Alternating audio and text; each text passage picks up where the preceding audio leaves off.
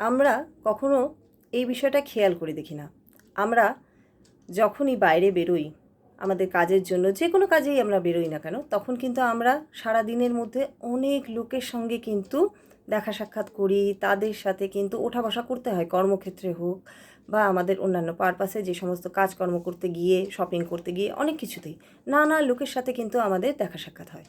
এইটার সাথে সাথে কিন্তু যেমন আমার নিজের পজিটিভ এনার্জি তার মধ্যে যায়, তেমনি তার কিছু এনার্জি বা তার নেগেটিভ এনার্জি বা পজিটিভ এনার্জিও আমার মধ্যে আসে। এই জিনিসটা কিন্তু আমরা খেয়াল করে কখনোই দেখি না। তাই যখনই বাইরে বেরোবেন, তখনই কিন্তু বাইরে থেকে যখন বাইরে ঘরে ফিরে আসবেন, তখন কিন্তু ফ্রেশ হয়ে যাবেন পুরোপুরি। কারণ যদি কারোর থেকে আপনি নেগেটিভ এনার্জি নিয়ে থাকেন, তাহলে সেটা আপনার ফ্রেশ হওয়ার সাথে সাথে ওয়াশ আউটও হয়ে যায়।